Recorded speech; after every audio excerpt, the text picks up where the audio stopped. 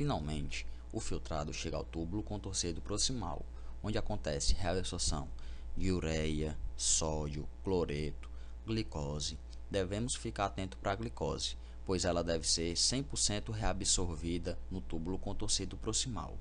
Em caso de patologias como diabetes mellitus, a glicose não é 100% reabsorvida no túbulo contorcido proximal, pois os carreadores ou transportadores de glicose são saturáveis, ou seja, 3 transportadores transportam 3 moléculas de glicose.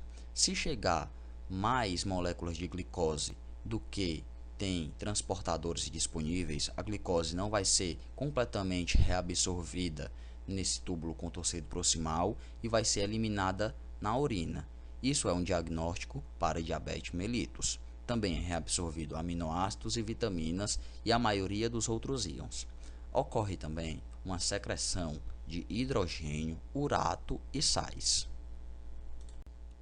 Quando o filtrado chega à alça de Henle, não acontece secreção de nenhuma substância, somente reabsorção, como já foi falado antes.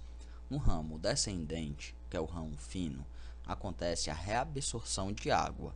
No ramo ascendente, ocorre reabsorção de sódio, potássio e cloreto, mas o mais importante é o sódio, pois o transporte ativo do sódio faz com que os capilares peritubulares fiquem em um meio hipertônico, e como o fluxo é constante nessa região, acontece com que no ramo descendente faça uma reabsorção de água por osmose, ou seja, a água do ramo descendente é reabsorvida osmoticamente devido à reabsorção de sódio no ramo ascendente. Depois da alça de Henle, o filtrado vai para o túbulo contorcido distal, onde acontece reabsorção do sódio por ação da aldosterona, como eu explicarei a seguir, da água e do cloreto, secreção de ácido úrico, os metabólitos e potássio. Depois do túbulo contorcido distal, esse filtrado vai para o ducto coletor, onde acontece uma reabsorção de água por ação do ADH, ou hormônio antidiurético, que eu irei também explicar quando eu estiver explicando a influência dos hormônios nos rins. E acontece secreção do íon hidrogênio, potássio, bicarbonato e amônia. Finalmente chegamos ao sistema renina, angiotensina, aldosterona. Esse sistema possui um mecanismo de controle. As células granulares respondem a baixa pressão nas arteríolas renais, secretando renina. A retroalimentação parácrina da mácula densa no túbulo contorcido distal para células granulares também estimula a liberação de renina, mas quando a pressão está alta no túbulo contorcido distal, as células da mácula densa inibem a liberação de renina. Outro mecanismo de inibição é o PNA, ou peptídeo natriurético atrial, como veremos a seguir.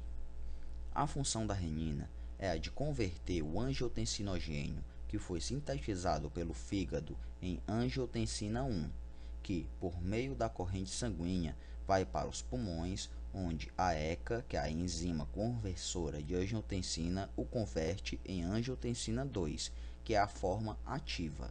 A angiotensina 2 faz uma vasoconstrição e aumenta a resposta cardiovascular.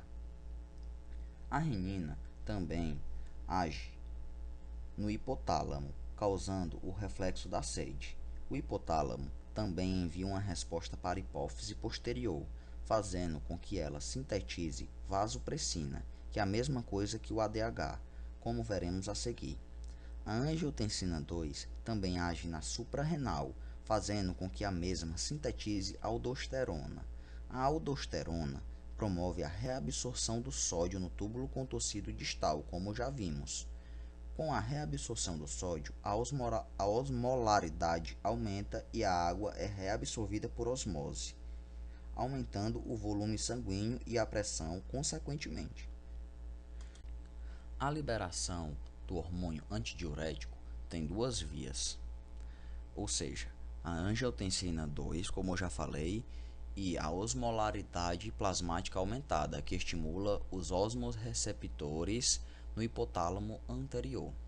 Quando o hipotálamo é estimulado, ele também estimula outra glândula, que é a hipófise posterior, fazendo com que a mesma sintetize vasopressina ou ADH, que é a mesma coisa. Essa liberação do ADH vai causar uma maior permeabilidade à água no ducto coletor, fazendo uma maior reabsorção de água pelo mesmo. Também, lá no hipotálamo, vai liberar um mecanismo da sede, fazendo com que você procure água, e tudo isso vai fazer com que a osmolaridade plasmática diminua e volte ao normal. A liberação do peptídeo natriurético atrial vem em resposta a uma maior pressão nos átrios, lá no coração, pois as células miocárdicas, devido a uma pressão grande, se estiram e liberam o PNA. A função do PNA é ir lá no hipotálamo, que envia uma resposta para a hipófise fabricar menos ADH ou vasopressina. Lá nos rins, ele aumenta a taxa de filtração glomerular e diminui ou inibe a renina, que vai refletir na liberação da aldosterona, primeiramente da angiotensina e posteriormente da aldosterona. Tudo isso vai refletir na excreção do sódio e da água, fazendo com que a pressão sanguínea diminua. Finalmente chegamos ao fim.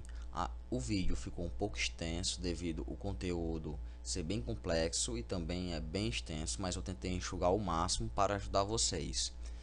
Peço que vocês me ajudem, não quer que eu possa melhorar mais uma vez. Espero ter ajudado. E é isso aí, galera. Fiquem com Deus e até a próxima.